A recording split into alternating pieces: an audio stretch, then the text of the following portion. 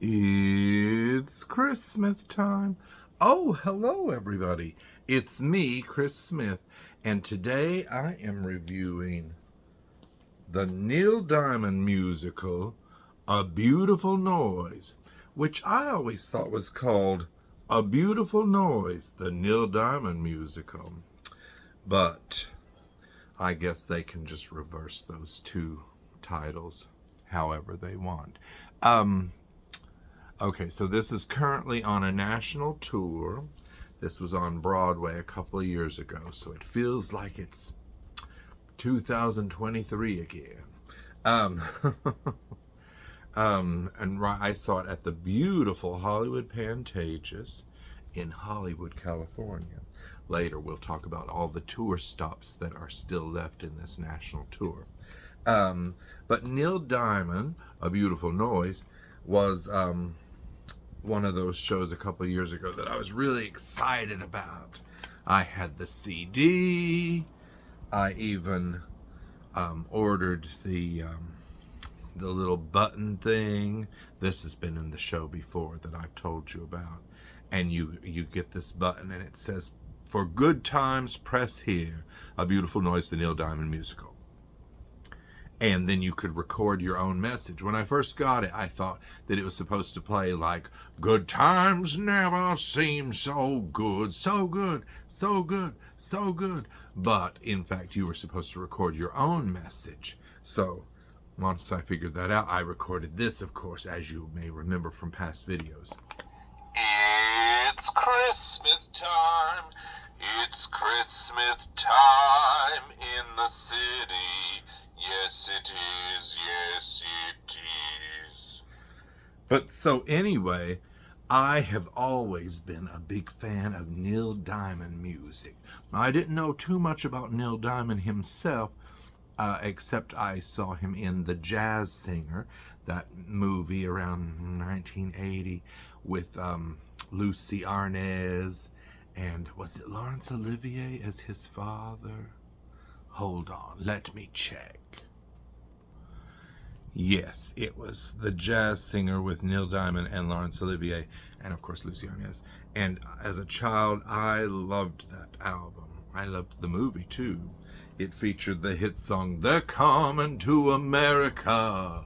They're coming to America. They're coming to America.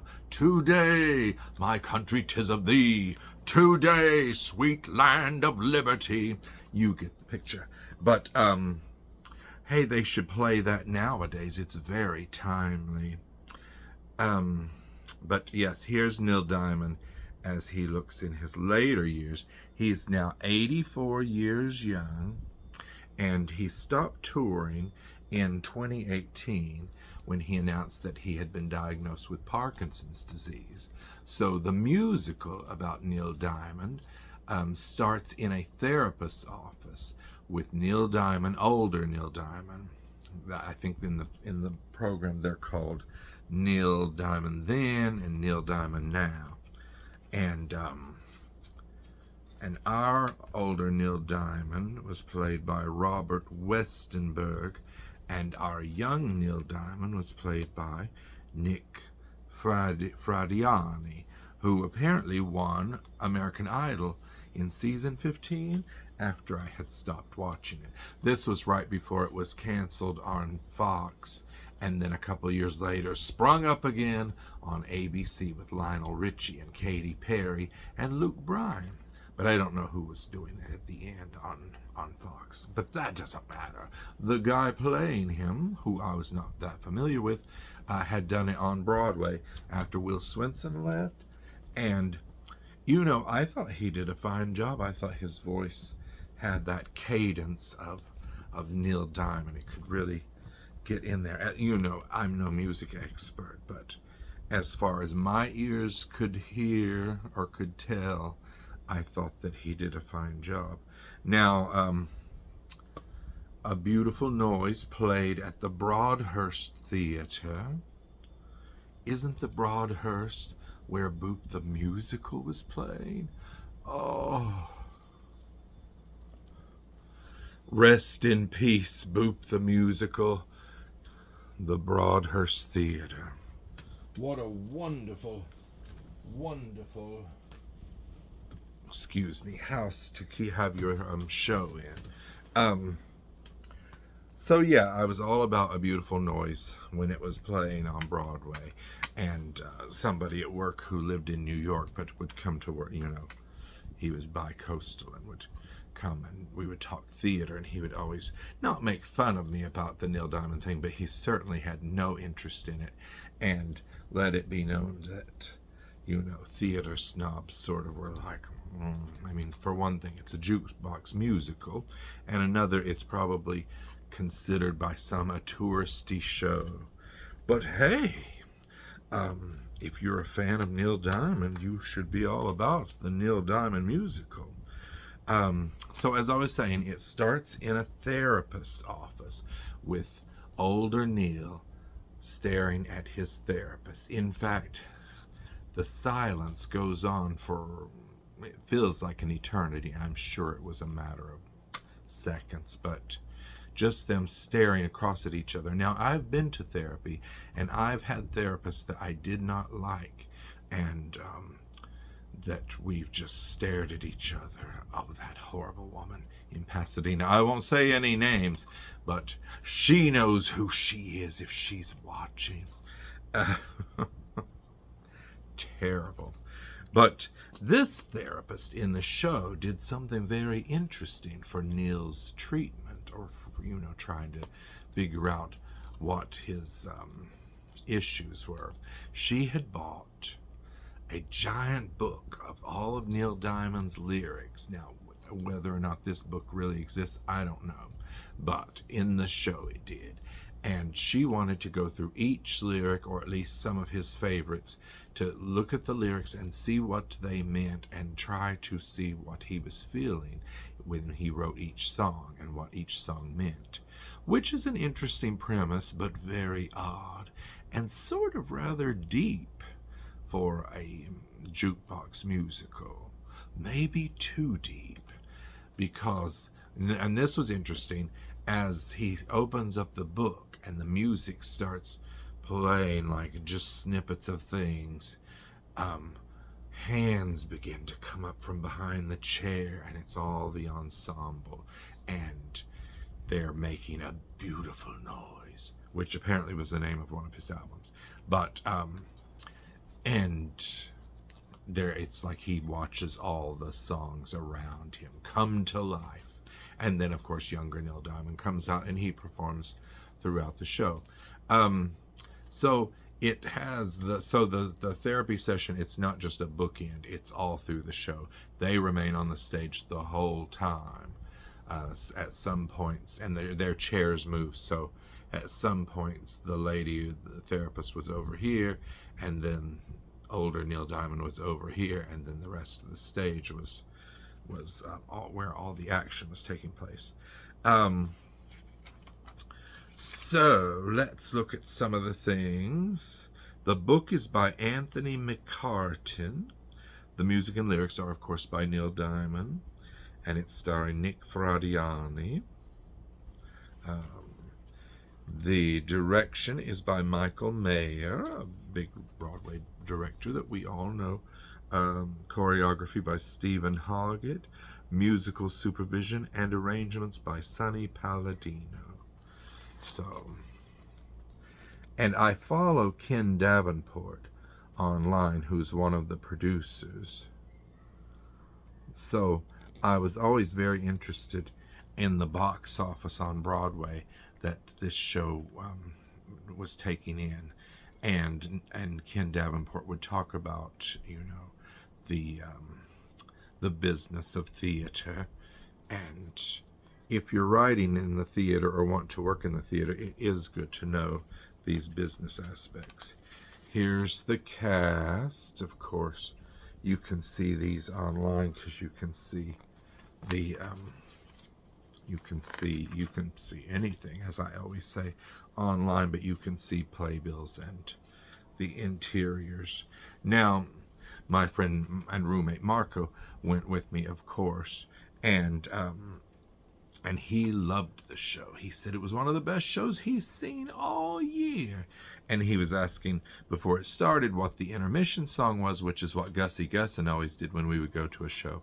Because she always liked to make a dash for the bathroom immediately. But with jukebox musicals, they don't usually put them in order. They just list all the songs. So these are all the songs. If you have your cast recording, you can always check on there. Of course, most of us don't buy CDs as much anymore. I still love a good CD, but I haven't bought a new CD since, well, it was gifted to me, the Kimberly Akimbo musical. But yes, Beautiful Mind. I did have the CD. Now I'm just listening to them on Spotify. But I do want to get the Boop cast recording if it's out on CD, because I love it. Okay, so here's everybody in the cast. Pause if you're looking for anyone in particular. A friend, a lover, yourself.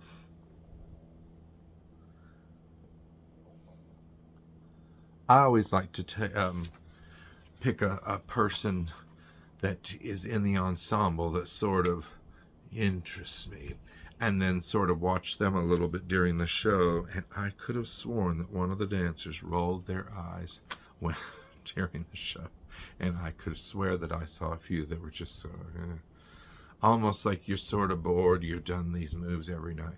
It might have been my imagination, but it just felt that way. Because, you know, you're tired. You're just going through the movements. Going through the motions. That's what I always do in my day job. So, what songs were there, Blackie? It had all your favorites, of course. I'm a Believer from Shrek. That was Neil Diamond's song, of course, first. Kentucky Woman, Cracklin' Rosie.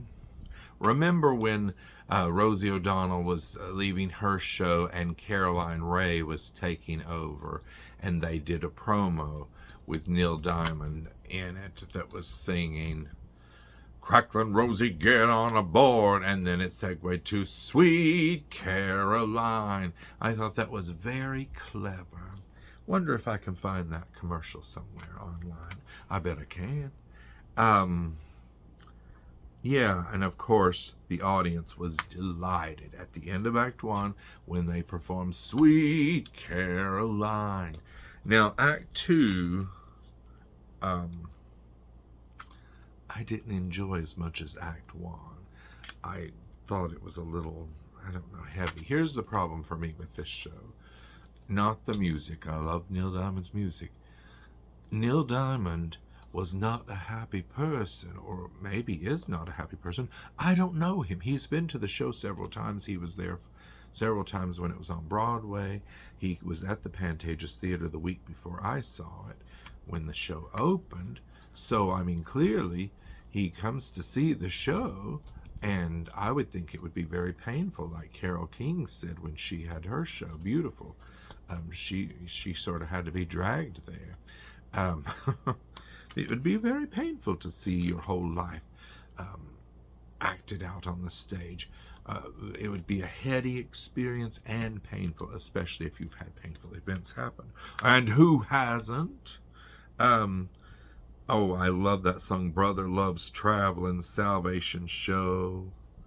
I first heard that, or first really noticed it in Once Upon a Time in Hollywood, the Quentin Tarantino movie. And I was like, what is that song? But of course, I realized later, and I just love it. That's one of the songs in Act 2, and You Don't Bring Me Flowers, Forever in Blue Jeans. Yeah, Shiloh. Shiloh was it's a very good song. But Neil Diamond was so unhappy when he wasn't performing. He always said that clouds were coming in. It was like clouds forming over him. And by the end of the show, he's on his third wife. I don't believe the third wife is in the show. She's just mentioned. But on Broadway, Robin Herder played the second wife. And in this one, it is Hannah Jewel Cohn, right? Yes, she played Marcia.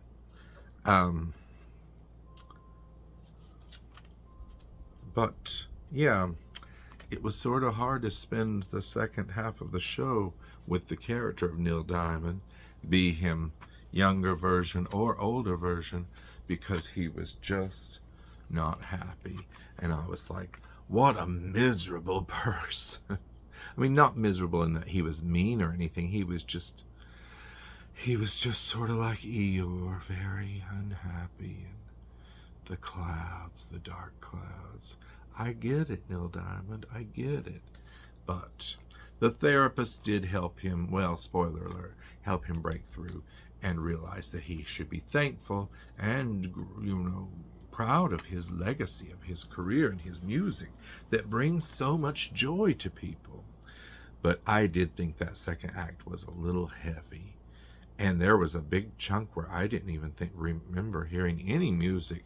That was just therapy. But that's fine.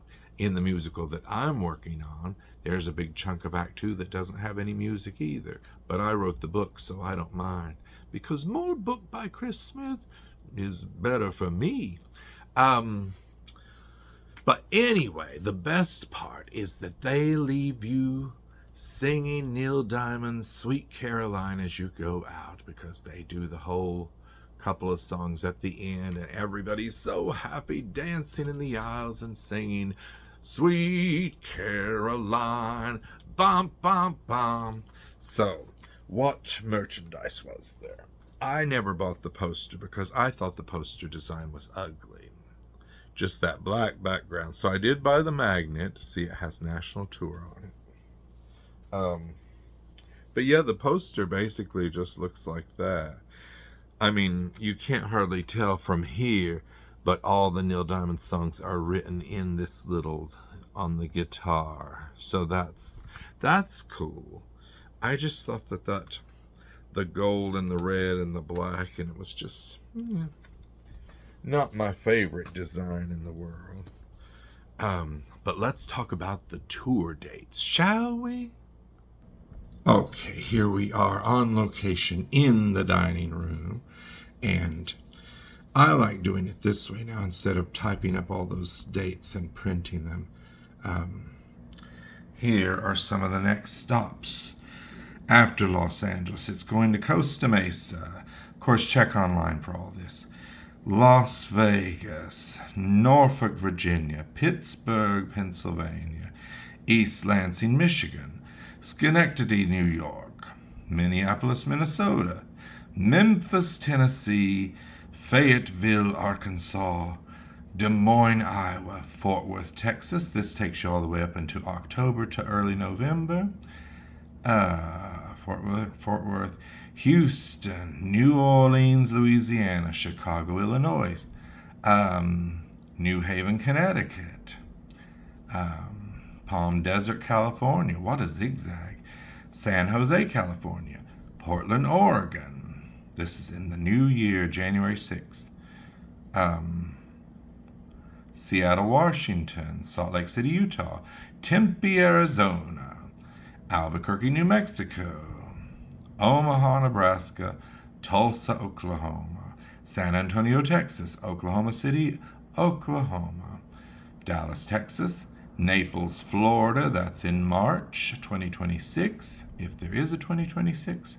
That's Sarasota, Florida, West Palm Beach, Florida, Jacksonville, Florida, Rochester, New York, Toronto, Ontario, Syracuse, New York, Toledo, Ohio, Baltimore, Maryland, and then the last one on the website is Hershey, Pennsylvania, June 30th, 2026 to July 5th, 2026. And of course, you can see all that information at abeutifulnoisethemusical.com/tour. So if you get a chance, and if you're a Neil Diamond fan, then certainly go see it. If you're not, then maybe just listen to something else. But do go and support theater. Live theater, we need it more than ever nowadays. Is this my favorite jukebox musical or bio musical? No, but I'm glad I saw it. Good times never seemed so good. But it sure wasn't Boop. Okay, until next time, friends, I'll review something else or talk about something whenever it's Christmas time. Goodbye, everybody. Goodbye.